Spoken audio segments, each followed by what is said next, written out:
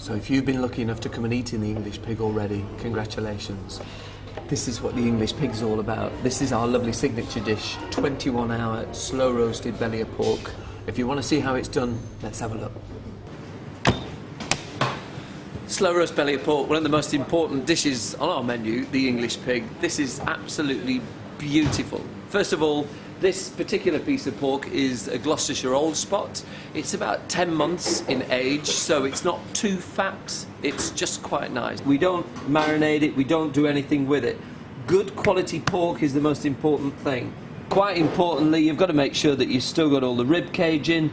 Leave it on the bone. We're going to be cooking this piece of meat for about anywhere between 18 and 24 hours. Can you imagine 18 and 24 hours? So we've got to get the temperatures right, and we've got to be able to balance the temperatures with the fat content that's in the pork. The fattier the pork, you've got to lower the temperature down, and you've got to cook it for longer. What I want to do first is just trim this outside bit. Literally run your knife down at the lower end. The rib cage is up here, and this is where its bum would have been. So pork belly goes on. Fits beautifully. A little drizzle of oil, literally just a cheap oil. And the reason for this is just to hold the seasoning into place. What we use is a really good quality rock salt, sea salt, a coarse sea salt. The reason why we're salting that is because that salt is a dehydrant, so it draws all that lovely moisture from up, and it'll balance the fat levels really that come out of it. And you'll notice what we don't do with our pork is we don't score it, we don't pierce the skin. To me, that is that beautiful armour. If you pierce that with a knife, as you slow cook the pork, the fat will come out. That renders first, so the fat will come out and go on top of your pork, and that'll ruin it. What I'm looking for is a really good crispy crackling top. And that is it. Make sure your oven's up at full temperature, so whatever temperature your oven can go up at home, get it up there, get it right up there. Open your windows, turn your vents on, do whatever you need to do. This little baby is going to go in the oven right now.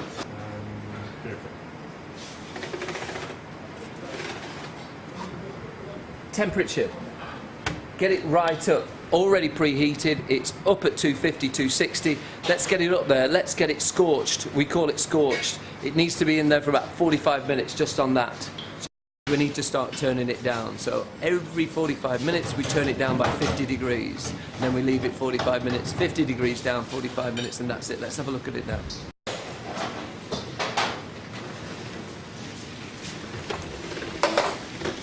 Starting already to crisp up here, but we don't want to overcook it. We don't want to dry it out too much, you know. If we dry it out too much, it'll be no good. Back in the oven, and let's turn it down 50 degrees. It's on 275, let's go down to 225 now. And that's going to do another 45 minutes. So this one here, this little baby here, has been cooking now for about 20 hours, 21 hours, and this is how it looks like. So obviously we lose a little bit of weight on it because it has almost dehydrated. It does, because that's what happens when you cook. Before it cooled down too much, we actually popped out the rib cage. You know, as I said before, it was quite important to cook the meat still on the bone to keep that moisture there, and then we literally pop out the ribs. So this pork belly isn't fatty, it's all rendered down. The fat that's left in there is really full of flavour. So what do we need to do now? We need to portion it up and get it ready for service. We're going to put it into a pan, skin side down, and then we're going to pop it in the oven. And what's going to happen, as it goes skin side down, some of the remaining fat will drop underneath. Really give that lovely crispy, crunchy crackling, which is exactly what we're looking for.